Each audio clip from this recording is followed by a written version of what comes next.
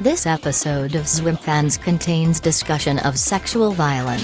1, 2, 3, 4, 5, 6, 7. Hello and welcome to SWIMFANS 2026. This is the radio of the future, and I'm calling you from our moon base, from the hollow moon, coming to you live. I am your co-host, graphically describing a man's orchiectomy at a business luncheon. I'm Josh McKenzie. The good Josie is trapped on the wild side. She can't get out. Write it in your diary. I'm Craig Neeson.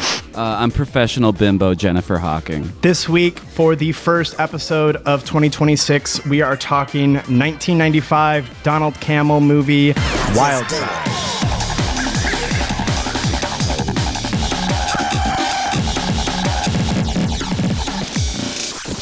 Okay, so if you've not seen Wild Side, it stars Anne Hesh. She plays the main character, Alex. So, by day, Alex is an investment banker or some sort of money person, but she has some sort of some sort of undescribed debt, right? So by night, she is a call girl.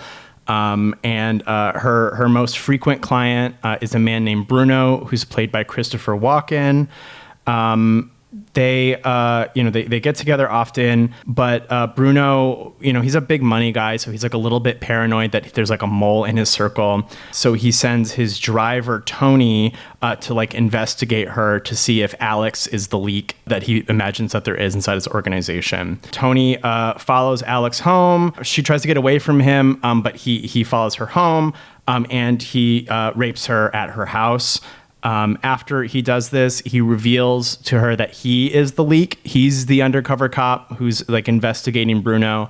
And what he's trying to do here is in addition to his financial crimes, they also want to get Bruno on a criminal charge, to get him off the streets or whatever. So Tony is essentially now blackmailing Alex, telling her that he'll tell her day job about her call girl work if she doesn't cooperate with him. So that's sort of the setup to the movies. So what's going to happen? The details are a little vague. All right. What I think is happening is that Bruno has given $375,000 to an associate of his who is going to come to the bank to set up an account. So this person is Virginia Chow, played by Joan Chen. And she is this beautiful woman. She's come from Shanghai, and she's going to set up a shoe shell company, basically, under Bruno's sort of orders here. Alex and Virginia immediately hit it off. So they go out to dinner, they have a nice time. And then when they get back from dinner, their overwhelming attraction to each other is so intense that they end up hooking up at the bank, in the bathroom. Alex learns pretty quickly that Virginia is actually Bruno's ex-wife, and they're involved in a complicated way. They're still on speaking terms, but they're apparently no longer romantically involved. So it just adds another layer of complication. Bruno's plan begins to develop. So now that they've set up the account with the $375,000 in it, I think Bruno's plan, all right, is to use some sort of virus on a floppy disk to infect the global financial systems, right? And then somebody somewhere is going to do a wire transfer for $169 million. But because this virus is going to hit the wires, this transfer will be untraceable, and he'll make out with $169 million. I think that's the plan. Tony is now under added pressure to sort of catch Bruno now that this plan has been sort of offered to Alex as sort of a partner in the plan. And Bruno, not knowing that Tony is the mole, he tells him as well. So the pressure is now on to sort of bust him before this virus is implemented. Alex is okay, this sucks. I love Virginia, and we currently have $375,000. So what if we simply leave for Mexico, we just disappear and take the money with us? But when Virginia finds out that the client that Alex has been sleeping with is her ex-husband, and that she's sort of being on all sides of this sort of relationship. Virginia is disgusted and feels betrayed and is like, no, we're not doing this. Virginia goes back to Bruno's apartment because, like I said, they're business associates, and she like attempts suicide by taking a bunch of pills. But Tony and Bruno save her. Alex does this thing where she like sort of tricks Bruno and Tony by having them both come to her place at the same time, but under the auspice that neither of them knows the other is coming, which you'll remember Tony has told her that he's an informant, but Bruno doesn't know that. So she's basically setting them all up. So Bruno is already at Alex's apartment, but then Tony shows up and Tony is trying to like assault her again. And he is, a loudmouth. So he tells her of his whole plan about how he's a cop or whatever. And as I said, Bruno is hiding in the apartment. So he hears this. There's like this extended scene where they're just kind of arguing for no reason. Bruno threatens to like rape Tony for having raped Alex earlier. It's kind of confusing. Yeah. And then Virginia comes in. She has had her stomach pumped after the suicide attempt. She's a bit woozy. And Alex takes her into her bedroom where Virginia finally like forgives Alex and is like, let's go. We'll escape to Guadalajara. We'll get away from it all. So now Alex like sets up a plan to leave from her house that evening. So Alex steals the computer disk, steals everything, manages to get out of the apartment. But Tony, being the angry cop that he is, shows up, is going to like strangle her to get the disc back. But then Bruno shows up, shoots him several times, but he's wearing a bulletproof vest, so it doesn't kill him. And as the cops are pulling up, Bruno's helicopter is also pulling up, so he gets on the copter to safety. He goes to a charter plane and gets on there, but on the plane with him, we know this, but he doesn't, is another one of the detectives. So this is sort of like a trap, like a sting operation. Presumably Bruno is arrested. But the last scenes here are Alex and Virginia taking the bus instead into Mexico, where they then take like a ship to Shanghai. And they said, we only have $375,000, but that's enough to make a new shoe factory.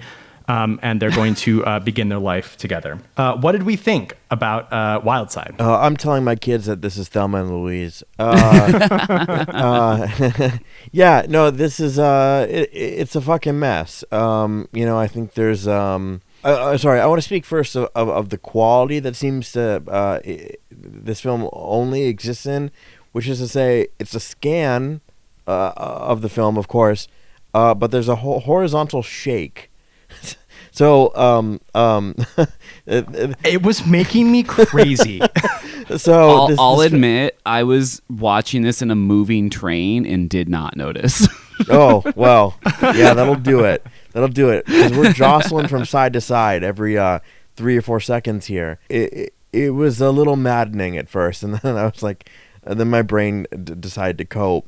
Yeah, no, I mean it's it's one of these films that's dreamlike, and whether or not that's intentional is maybe an irrelevant topic. But it's a very dreamy, strange film. And Hish is playing this, really confident, really, wily, but somehow down on her luck because she got the world's worst. The precipitating thing of Anne Hish's character doing sex work is that she took out a really bad mortgage. And if that's not American, right. American excellence, I don't know what is.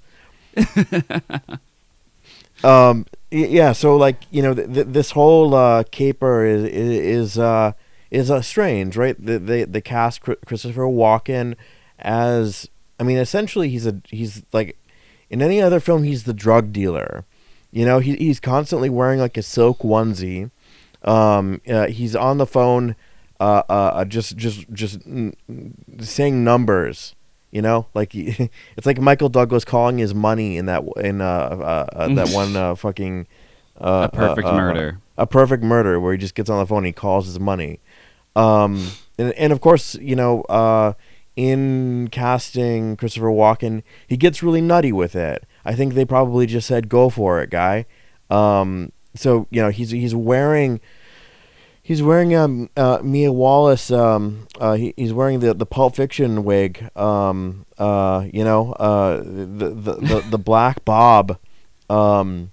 And it's odd. That is a fuck ass bob. Yeah, it's and like it's always like slightly greasy, and there's something just distressing about Walken's persona in general. And then you have, of course, the worst fed, who's just like, I'm a piece of every line in a dialogue is like, I know I'm a piece of shit. I'm such a fucking piece of shit. I'm so fucking corrupt. I'm a piece of shit. You're gonna help me. I'm a bad guy. And then you have, of course, Chen here, Josie Packard, and she's just hot, right? She's just like one of the most like beautiful women on the planet of Earth. Joan Chen is amazing. Like, just pound for pound. And like the part of this movie, to me, when I first encountered, I'm like. I was speaking to Josh before we started recording. I'm like, I had this like idea of like Anne Heche and like her life that I wasn't really sure of. I was like, I kind of remember her death being unpleasant, and I also remember her being a lesbian. And so when it was like she's doing sex work, I was like, oh, this doesn't really work. She kind of feels like a lesbian, but then the fucking angels heard me, and they were like, what if she just fucking fell head over heels in love with Joan Chen? And I'm like, okay, that... Yeah, what if she locked in? Yeah, like, what if she just fucking went for it? And yeah, like the scenes where the two sapphic lovers are together are actually really lovely. Or at least the two moderately pleasant ones, the one in the very high-class powder room, and the one at the opera house, strike me as this film's kind of like best scenes. But yeah, no, I mean it's kind of a mess. I think there's a version of me that would hate this film, that would be able to kind of like pick it apart and find it, like poorly written and like tacky, and even some of the sex being it's not even like softcore porn. It's like the imagination, like a child's imagination of like what sex is, which is like two people just rubbing their bodies onto each other. It's not like particularly well staged or something, but I don't know. There's something about this film that I find charming, and I really don't know why. I don't know why I hate other things that are like this, but this for some reason passed the smell test. I think there's just like enough strangeness, and it's brief enough of a film that I'm fine with it. The undercover detective, and like the transfer of money, and the amazing kind of prop here in the Hiroshima virus that's on a floppy disk, that need only be installed on a computer in order for the whole financial system of the world to collapse. That's awesome to me. I think that's an amazing thing that would never enter a script in the form of a fun physical object like a little red orange floppy disk. I think it's so pimp. It's so incredible. I just, like, it's a bad movie. This is not a good movie, but I think that there's something special about it, inherently special about it, because it's weird. It's weird, and it's also very like earnest or something. Mm-hmm. Yeah, this, like you were saying, is kind of a mess, but I do find it still compelling. I didn't really read anything about the movie before going in, and I didn't know that there was like a director's cut that was like 20 minutes longer, has a completely different musical score, and features like maybe like a non-linear narrative or something. And I don't know how that would work. I don't think it's been in print for like 25 years, so I don't really know how I'm supposed to engage with that. Because as far as I can tell you, I don't think you can rent it digitally even. This might have the most Christopher Walken in it. If you know like Christopher Walken, the dancing showman man, in addition to his work in like action comedies in the 2000s, it's very, very strange seeing him in a movie like this. I don't know, chewing the scenery doesn't even do it justice. He's like a wild man in some of these scenes, especially the one. I think he's ad-libbing for minutes on end. I don't know how else you could come to that scene where he's about to like sexually abuse his underling without just like, yeah, we're just gonna let him work and we're gonna like figure it out later. Or something, because it's not like a load-bearing pillar of the movie or anything. It's just a diversion that the movie takes for 10 minutes. Like, it feels out of for so long. It's like it's one of the strangest things I've ever seen, and like that, like a real actor is doing it, and not just like Tommy Wiseau or something, which is like really kind of what he was reminding me of in a lot of these scenes. He has like a similar haircut, and he's got like this robe on, and it's like he's doing cultural appropriation in like a really bizarre way. In the same way that like Tommy Wiseau appropriates like American culture to like in a way that makes him feel like Vincent D'Onofrio and Men in Black. Like that's kind of going on with like Christopher Walken in Japan in this, and even Japan. I just say like Asia, and Asia's in quotes. You know what I'm talking about? Yeah. Sorry, I cut you off. No, because he's talking about Virginia's like businesses in Shanghai. So he clearly has ties to China because she still lives there. But then like they spend like a lot of time at sushi restaurants. Yeah. And the virus is called the Hiroshima virus. Yeah. So like it is sort of like capital A Asia. It's Pan-Asian appropriation. It's very strange. I don't know if I would recommend it, but I do want to check out that director's cut. I do think that there is a good movie in here somewhere, and maybe that's it. You know? I would love to find out. I might be wrong, but apparently with the director's cut is scored by Ruichi Sakamoto. Yeah, I saw that as well. Yeah, that's crazy. That's crazy. Also, it's a cryptid, but it's out there with a Sakamoto score. Yeah, isn't that fucked? Sakamoto had a free week. I didn't even hate like, yeah, whatever, I'll bust this out. I didn't even hate the like weird techno soundtrack in this. I actually kind of thought it banged, but I guess the director hated it so much he may have killed himself. Yeah. I don't know. Yeah, it definitely didn't help his mental state. No. It contributed something. I don't know if I'd fully blame the studio cutting it or whatever, but like this is a weird thing. Hell yeah. Yeah, I think I'm a little cooler on it than you both. How do I phrase this? It feels like somebody tried to copy like Abel Ferreira's Homework. Yeah. Like this movie reminds me a lot of like specifically like New Rose Hotel. Rose Hotel, like if that sucked really bad, that's kind of what Wild Side is to me.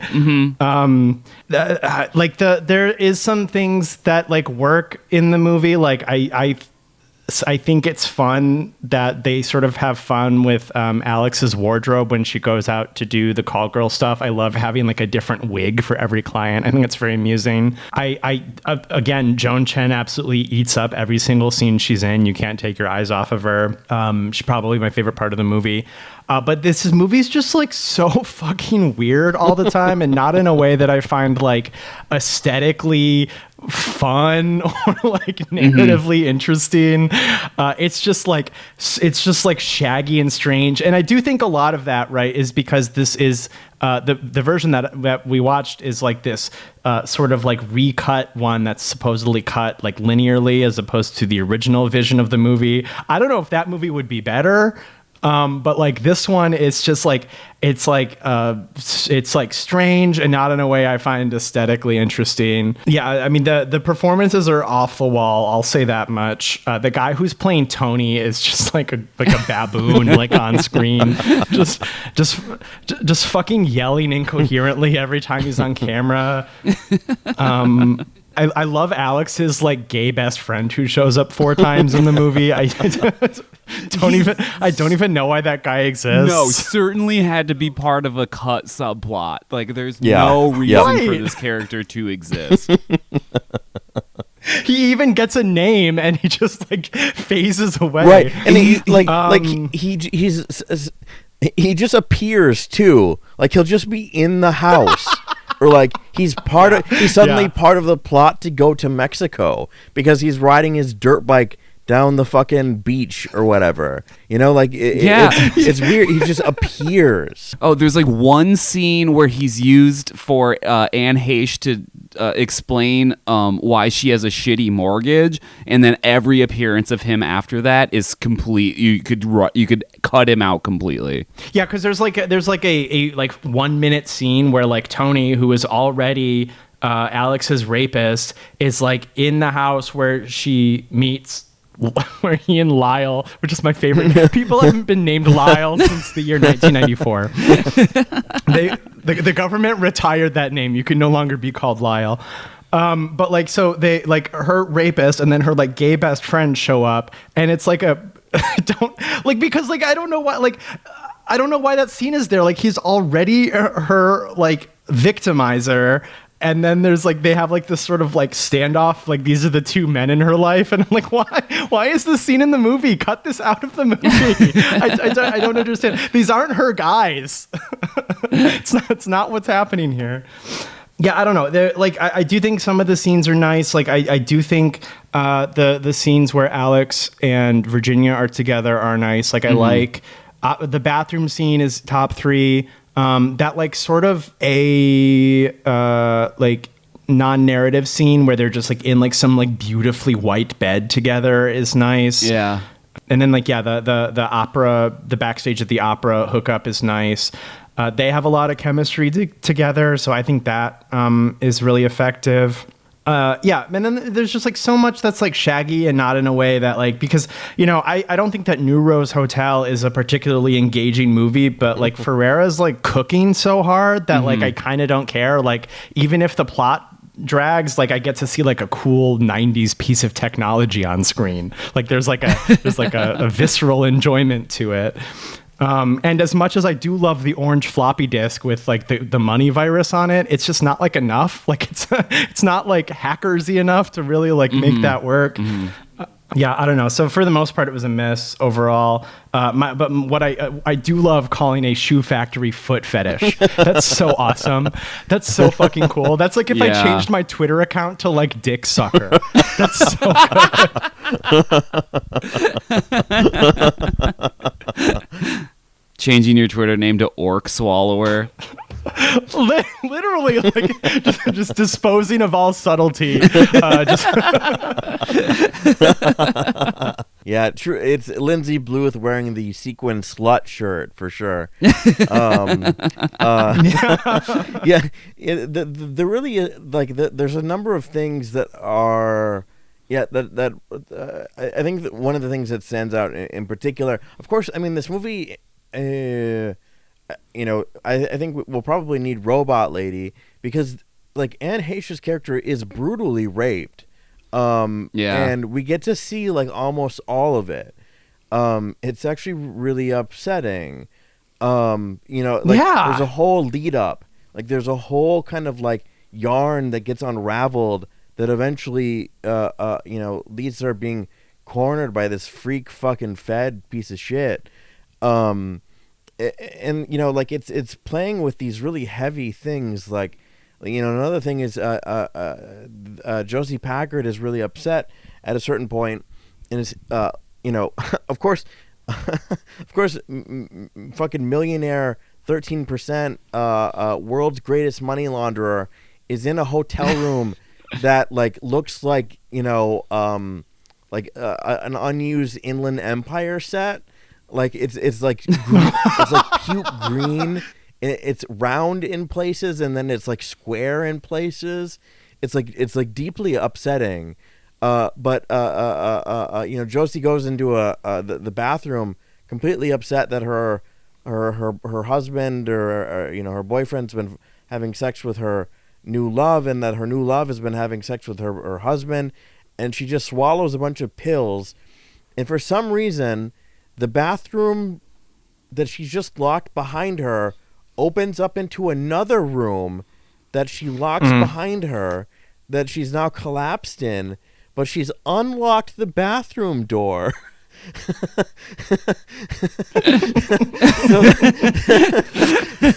so that Christopher Walken can get into the bathroom and then see that she swallowed pills. There's like, it's playing with these big it's really like for a moment it leaves you in suspense. Like I thought I thought she was dead. I thought the character fucking died for a solid 45 seconds to 2 minutes. I'm like, oh, she's just dead now. And it's like it's playing with all these things, and again, like Heish having the character having due to these financial problems, resigning yourself to sex work. It's playing with like Ferrera things. It's playing with like Brian De Palma things, and again, like those men play with these things in ways that are not sleazy. I'm not making that argument, but like this movie does not have the caliber to handle them or something. But like in its infantile kind of childlike reckoning with them, like I don't know, it somehow softens them. It softens them to the point where like they don't even register as like the thing that they're like they're trying to represent or something. I don't know. It's weird how like softened these otherwise like transgressive, upsetting kind of plot beats are, because the movie's just so weird. It feels like they're happening in a dream reality that's separate from a reality of consequence or something. Yeah, I wonder if it's because they're just so besides the point. Right. Like all of the sexual assault, Virginia attempting suicide, all so besides the point, and it carried with the same or less gravitas to Tony getting shot with a bulletproof vest on. Like it's just like it's all the same level of like visual intensity, or like in terms of like visual like weight given to the action. But it's just so optional. I don't know, I mean, not like, without being one of those things where everything has to add up to the plot. That's not really what I'm saying, but like they just feel more tasteless because they don't even do anything. Right. Like it's just, and like the I don't know, the movie doesn't swag hard enough to just kind of like take it in stride. It's just like, oh yeah, remember when that atrocity was committed like 4 scenes ago? And you're like, we've moved on to foot fetish. Yeah, it feels like it wants the gravity of those, but isn't prepared to handle with the consequence of them. Yeah. Yeah. Or like it has the distinct feeling like it forgot it did that. Right. Yeah, because like, I mean, of course, there's all sorts of ways that one can react to shitty things happening to you. But like the Heish character afterwards is just like, we cut to her like at work, and she gets a call from the fucker, and she's just like, oh, hey, guy. And it's like, oh, yeah. Okay. And then, we've been led to understand that, I'm sorry, I'm really not doing a joke. Josie Packard has just like OD'd on, benzos or like prescription Excedrin. And like, she's been trapped in a parking garage, but somehow it's just like springs to life and enters the hotel room completely fabulous with her makeup okay and her hair perfect, and it's like, didn't you die? Right. Wasn't your stomach pumped by a fed freak? Aren't you in the hospital? Yeah, like right. This guy who only wants to keep you alive so he can fucking like get another like star on his badge or whatever. Like Right. it's amnesia. It's amnesia of things that otherwise are like that rip through the fabric of films and rip through like the emotional state of a character, right? Yeah, because the movie like has no object permanence or something. Like everything that's happening in Alex's apartment up until the point when Virginia, who previously died, enters, ceases to matter the minute she enters. And I'm like, what did we just watch for 8 minutes? Like the only thing the movie remembered was that Bruno knows that Tony's a cop now, but like that doesn't super matter. He doesn't die afterwards. It's I don't know. It seems like every 20 minutes the movie just forgets and is like. So anyway, as I was saying about this guy, yeah, there could be some sort of like signifier that time has passed. But, like, no, the final, like, 45 minutes of the movie seems to all kind of happen on one night. Like, you're going from Christopher Walken's place to this, like, weird apartment, like, back to Anne Heche's, back onto the plane, going to Mexico. And it just seems to be, like, one thing happening after another, but, like, with very little, like, connective tissue to make them make sense to be happening at the same time.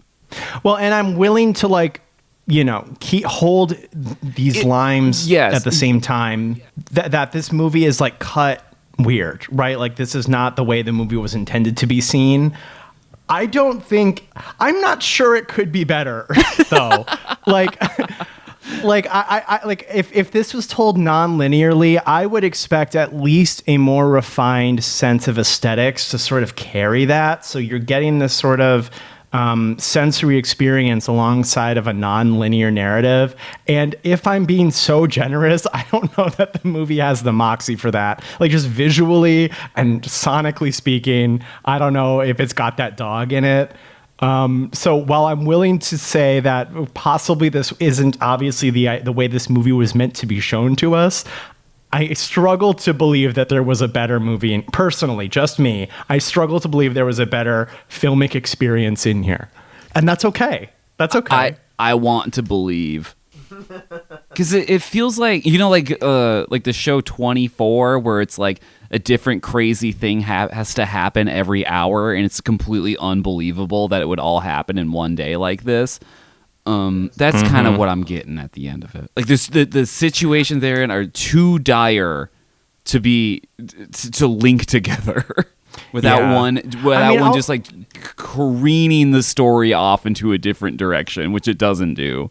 I'll say that, like, sort of understanding that the events of the movie are happening out of linear order would probably help the feeling that the movie doesn't remember what it's about scene to scene. So I will give it the latitude that, like, out of order, that the sense that the movie has forgotten what it was talking about is probably not as evident, right? Because you're already out of linear time. So I'm willing to believe that in a movie where the scenes are sort of scrambled, they would operate more like little vignettes where you're seeing like these out of sequence keyhole glimpses into the dynamics between these characters, which I think would be better because as we've just screamed about for 20 minutes, like the sequentials of this movie are bizarre.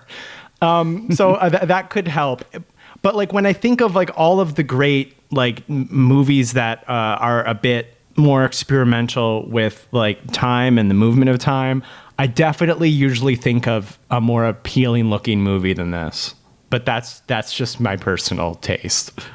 I do think it's interesting that this movie was like commissioned by, is this like a softcore porn label? Is that what this is? Was it? The New Image.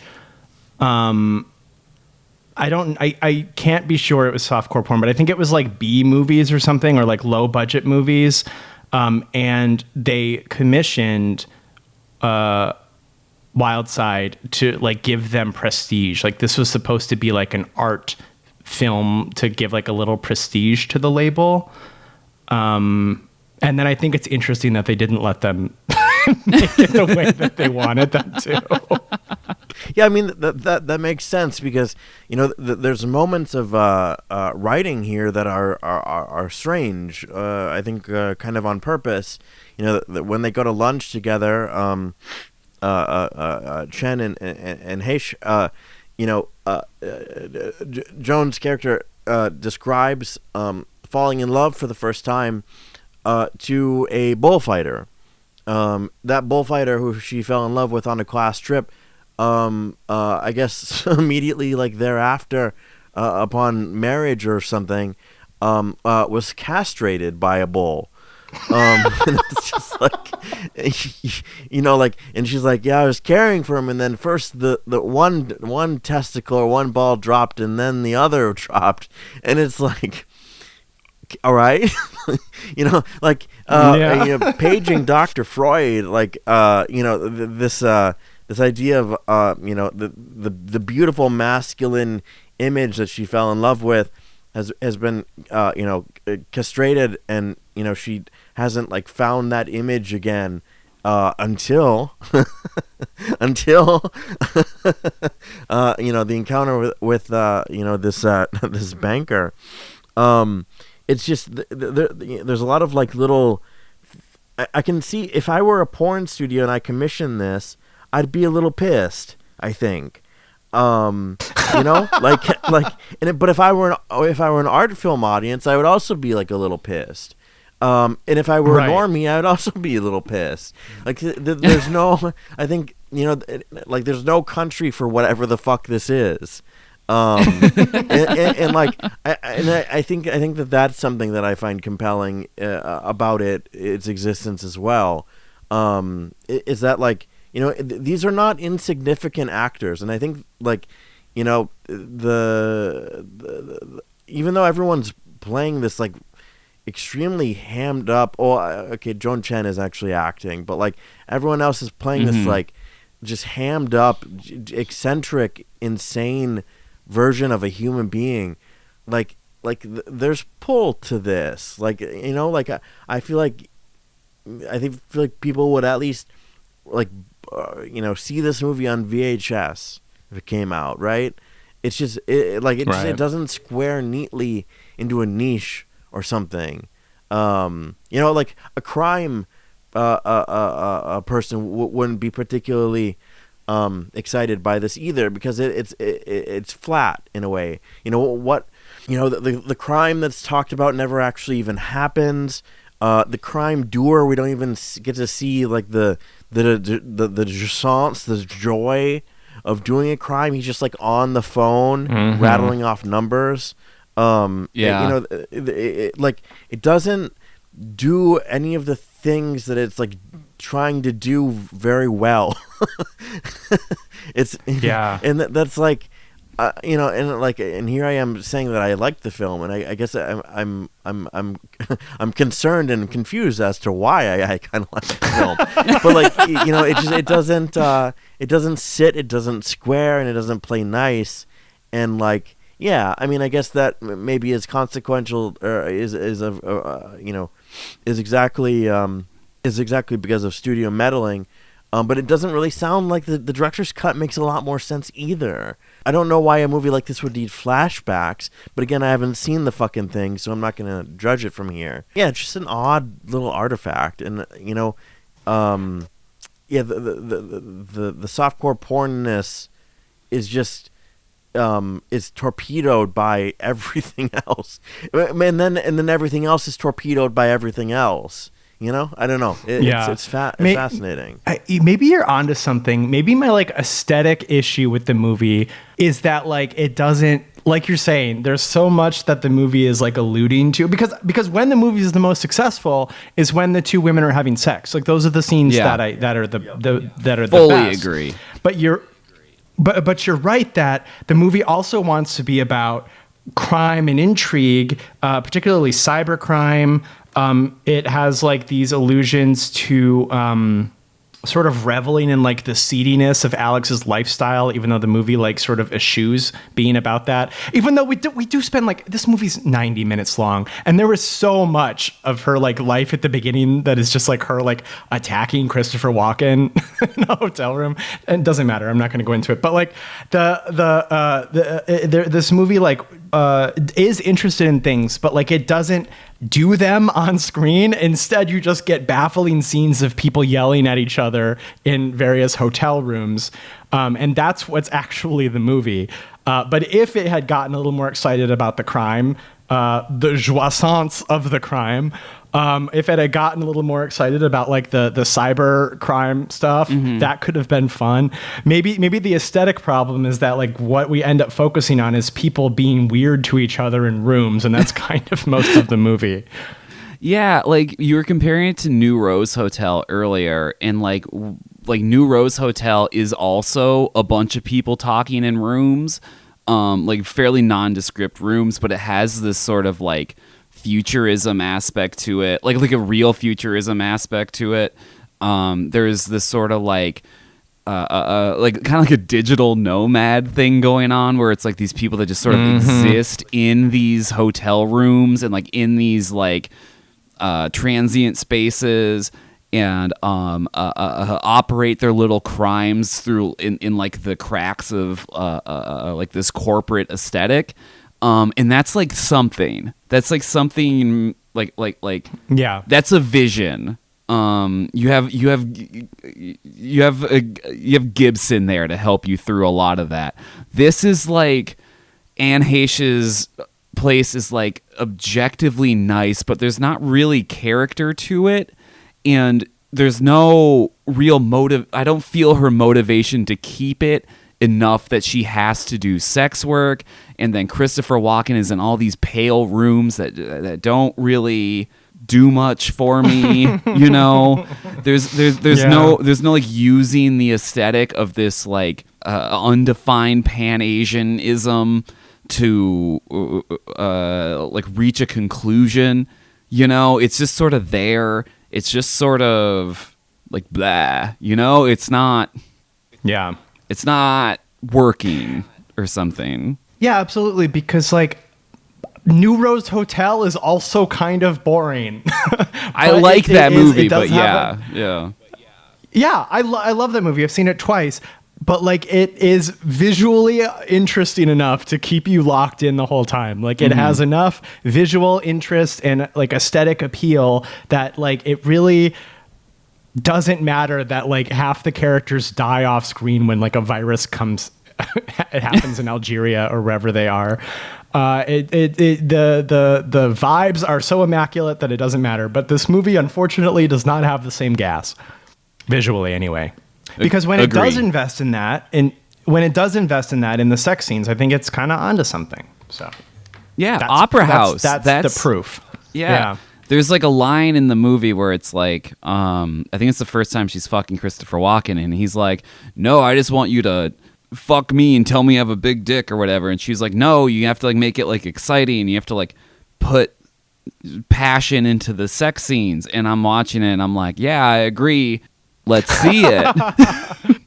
And then it kind of does. So true, bestie. It does work in the Joan Chen and Heche scenes, but like, I don't know. There's a lot of other stuff going on besides that, like you were saying. Yeah. I know that he's one of those actors where you just kind of wind Christopher Walken up and let him go. But really, I'm really like, I want to see the script. Show me the words that were on the page. I want to compare that with what we got. Would you have preferred a more restrained performance? No, not necessarily. I'm just curious. I want to see how the sausage was made in terms of what they said to Christopher Walken, what the motivation was on days of shooting. I'm just curious. Yeah. All of like the reviews, I guess, about the movie, this like cut where things are in like a linear order. Everyone's like, "Oh, the narrative is so incomprehensible." I don't think it was that bad. I mean, like some of it was confusing. Some of it was confusing, but I think that's just because like it was like details that weren't intended to matter, or the first 25 minutes of the movie is a lot about Alex's financial problems. Like, it's so much about how she apparently has a family history of debt, and she does this job that she's trying to like save her house with, and like her family has debt. She's, you know, et cetera, and then just like sort of none of that. And I'm like, the movie could have been even shorter, really. So like, so when they say like it's like incoherent, I'm like, I don't think it's incoherent. It just seems like a lot of time ends up being used in weird ways and for weird reasons. I don't know. I don't hate it that much. Do either of you have any final thoughts about Wild Side? I've seen Wilder. You've seen Wilder Sides. Yeah, I think week to week we see generally wilder sides. I don't know. I don't know. 200,000 for that house seems like kind of a bargain at this point in time. Oh my God! Yes, absolutely. So, I don't know. I think that this is I wouldn't recommend people go and search for it unless what we've said sounds interesting, in which case go for it. But yeah, I don't know. I enjoyed my time with it. I'll never revisit it. I'll never ever revisit it, but I enjoyed it. Yeah. And, I think, I don't know. I guess that's kind of it, and maybe that's enough. I enjoyed it. I enjoyed it. It's not a good movie. And I think, I'm perfectly pleased with what it is, in that way. We watch so many erotic thrillers. When there's like genuine strangeness, I think it makes the experience more delightful. And there's some very wild swings in this movie, and I respect it. That's true. You definitely can't say they didn't try stuff. Yeah, I don't know. I would have preferred more of a visual swerve, but we've seen blander films. I gave this 2.5 stars. 3.5 for me. 3.5 for me as well. Well, thank you so much for listening. We hope that you have had a nice holiday season. We hope that 2026 is off to an agreeable start for you. Yeah, I hope that is happening. You can find the show. We have a question. Wherever you get. Oh, we have a question. A New Year's gift. Love that. From Najee Kiriyama, what is the backstory behind the iconic SWIMFANS basketball court pick? I think Craig should take this one. Yeah, sure. Was this the last time we were in a room together, the three of us? Yes. This is the first and last time all three of us were in the same room since we started doing this show. Man, that's kind of fucking grim. That actually makes me We need a to little figure that one out. I know, it makes me a little... Being tri-coastal is a hell of a drug. although we are holding down the 3 major cities in the United States. Yeah. We were together, and we were with friend of the pod, an amazing Twitch streamer, Addy, at Adark on Twitch. I think it was just kind of like a lark. It was just like, oh, why don't we take the SWIMFANS photo together? And Addy had my Yashica T4 with Kodak Portra, and we brought my black. So I live very very close to a basketball court, a public park, and I do actually go over there and I shoot hoops sometimes. Yeah, he balls. My man balls. No. So ball is life to Craig Neeson. Sorry, a little more context. If ever there's dudes with shirts off playing basketball, I will just turn around and go home. if the courts are free, if at least 50% of the court is free and I can just shoot around, I just shoot around. I like it. It's fun.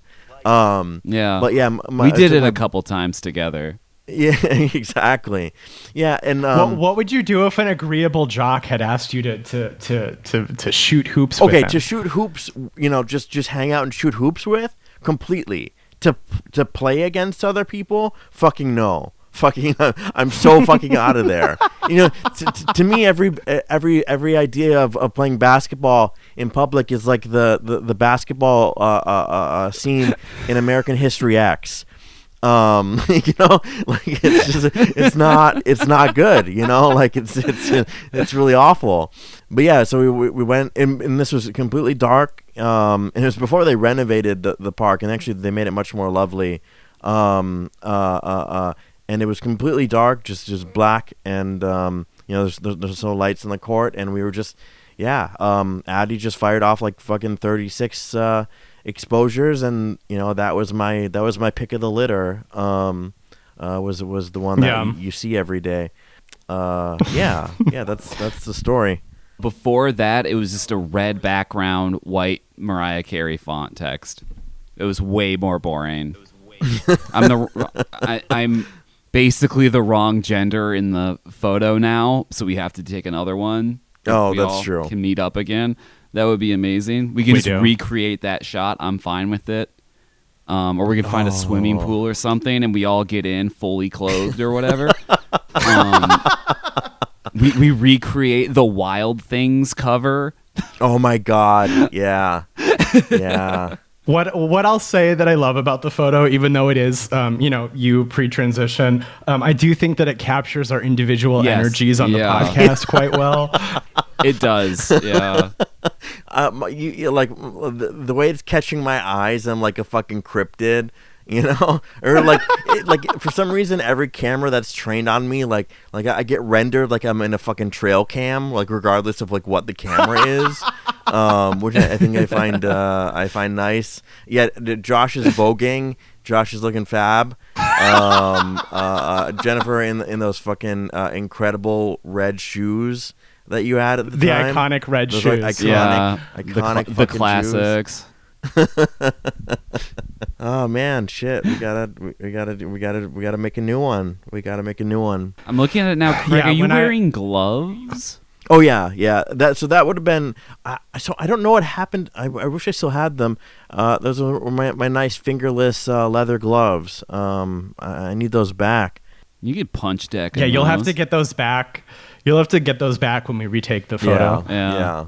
When I'm working again, we'll set something up. We gotta update the photo. If I mean, we could also see each other. That would be nice. But I like, would definitely love to see you guys all at the same time. Oh, man, we get a dinner together. We don't have to talk about erotic thrillers. We can just hang out. We don't need the pretense of a Christopher Walken joint to have a conversation. Yeah. We just end up talking about erotic thrillers anyway, because that's all we're used to talking about. We can do the Gone Girl episode again. Oh yeah, that's a fun fact. We were going to at least I was talking about Gone Girl on like I hadn't seen it in like maybe like 8 months or something, and it was like kind of on going by memory. I'd love to redo that episode and with a fresh watch. Completely. Yeah, because I was in town visiting Corinne, right? Friend of the show, Corinne Mo. Yeah. Oh, I thought you were in town for a Comic-Con or a C2E2. Oh, yeah. That's right. I was in town for a comic convention for tabling at a comic show. And I think you had like a busy day at work or something, Jen, so you just hadn't had time to like rewatch Gone Girl. And then we like had never recorded together in person, so like the This sounds like we haven't all known each other for like 15 years, but it's different in person. It is. You can see each other, because like I know some podcasts like do like video recordings, but we don't do that. We're just no. Although at the time, Craig and I were recording in the same room. Yeah. That's true. That was fun. I missed that. Yeah. I miss seeing Craig in person every week. Yeah. Yeah. What a rare joy you had. Yeah. And I gave it all up for Brooklyn.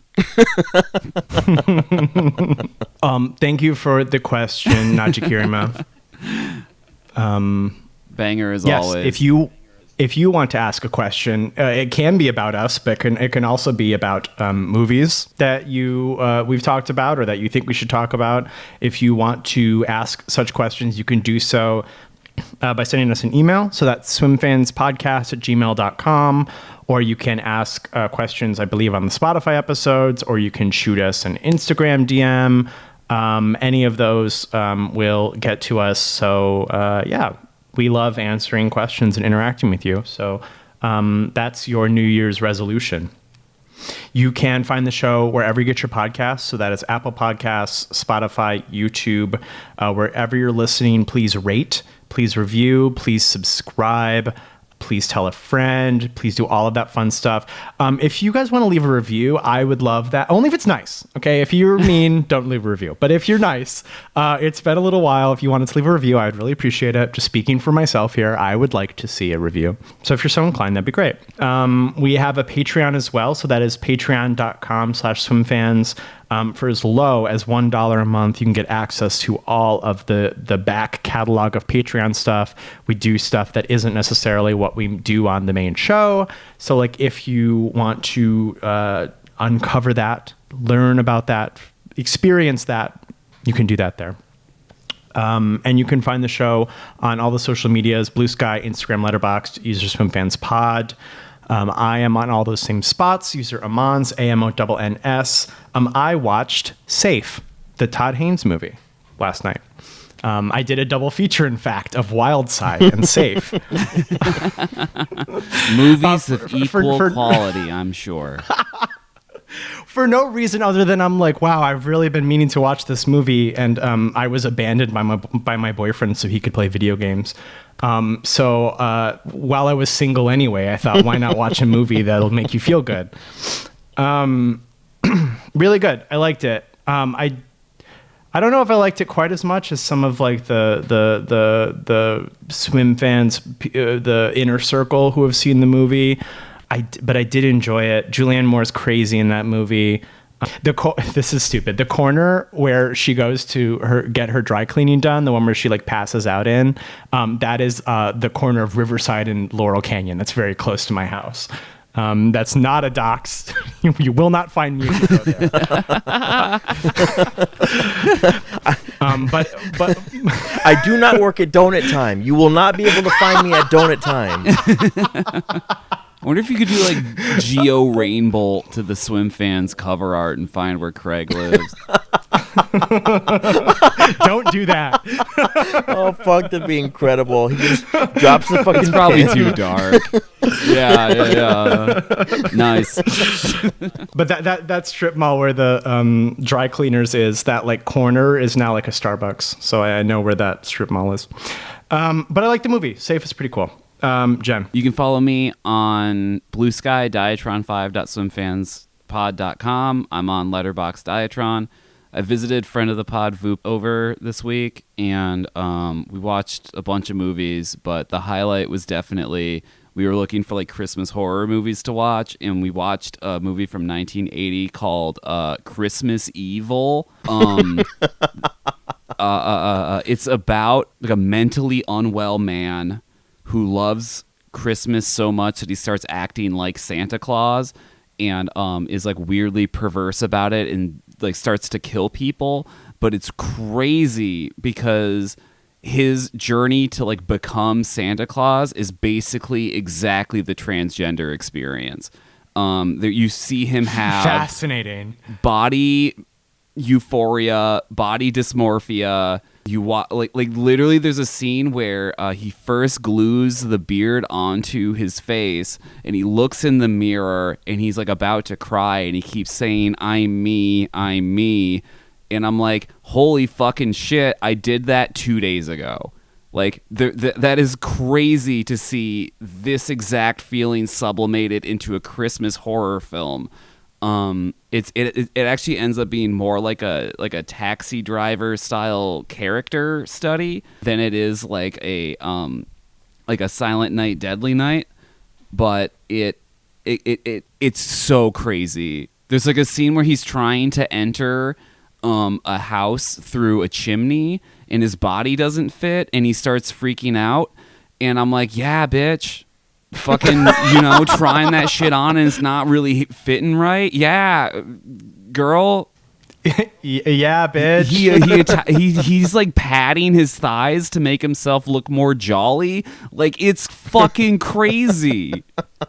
And it's from like 1980, and I guess it's like John Waters' favorite Christmas movie. So if you want a weirdly if you want just a weird cinematic experience, Christmas Evil, shouts out to, I think the guy who plays like transgender Santa Claus is like Fiona Apple's dad as well.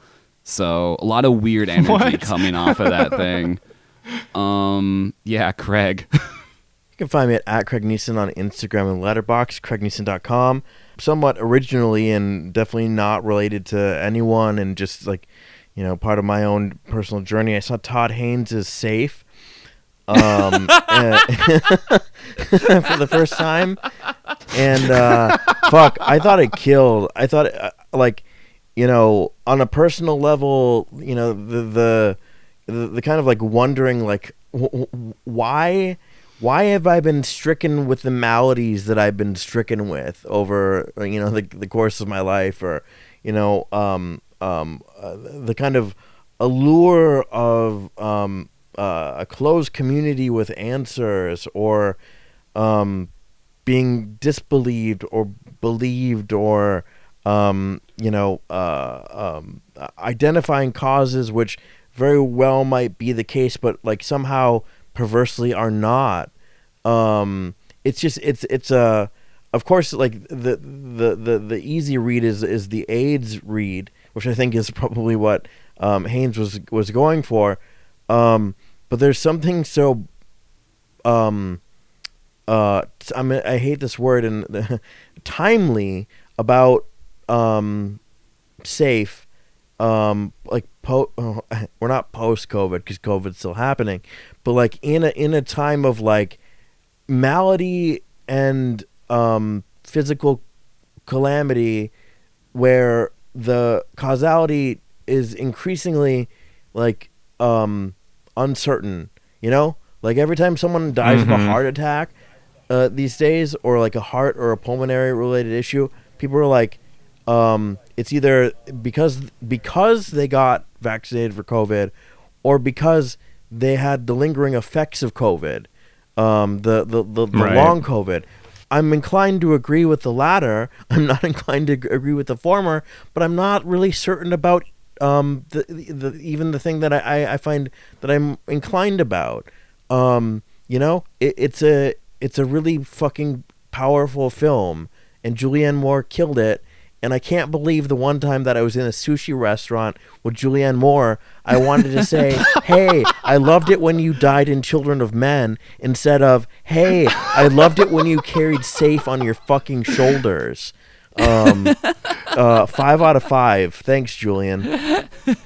I did think because like as a metaphor for AIDS, or like other such like diseases where like society wants to sort of like pretend they aren't happening, right? I could see that using AIDS in the context of like Havana syndrome style diseases was weird. because I had to Google it. I'm like, when did they figure out that AIDS was a virus? And it was like 12 years before 1995. It was like 1983.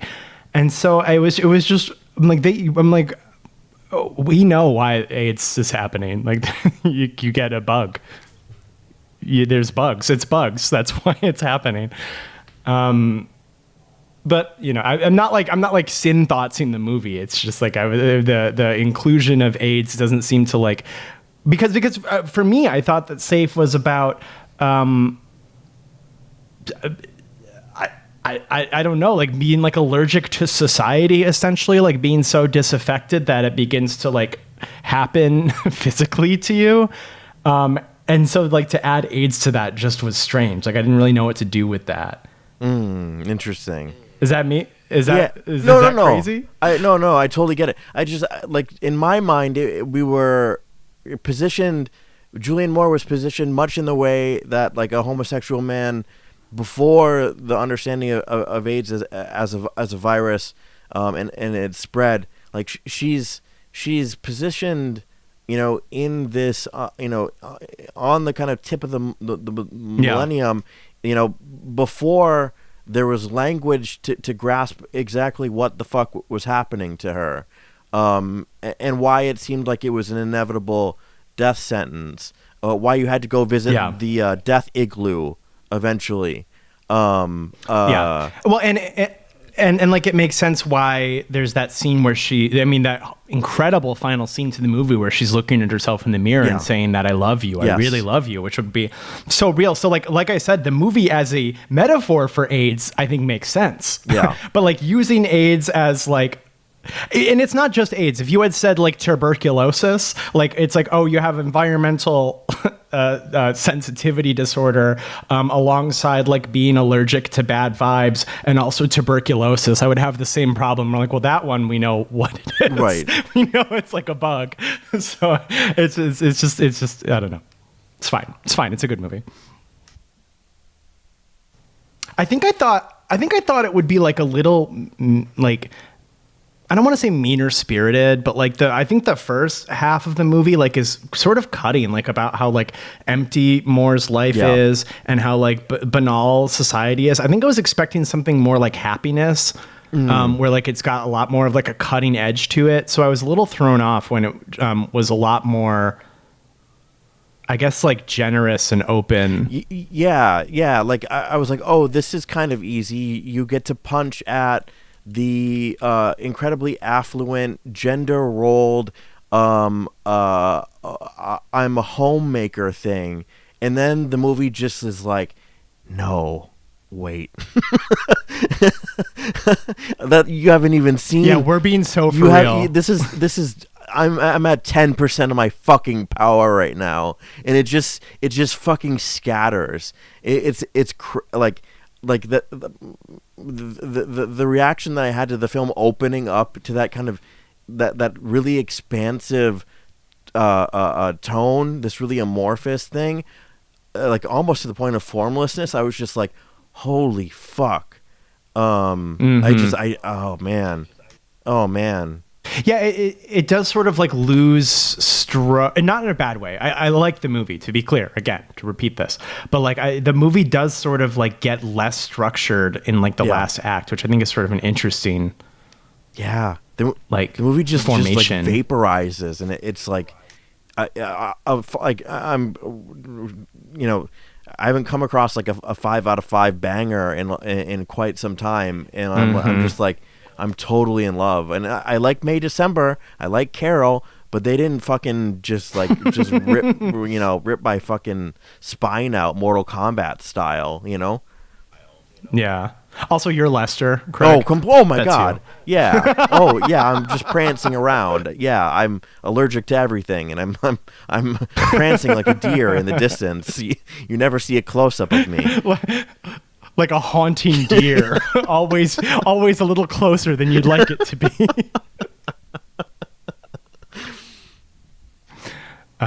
Okay, we can let it go here. Thanks for listening so much to for our listening. episode on Safe. Happy 2026. We'll see you next week. Bye. Bye-bye. Bye.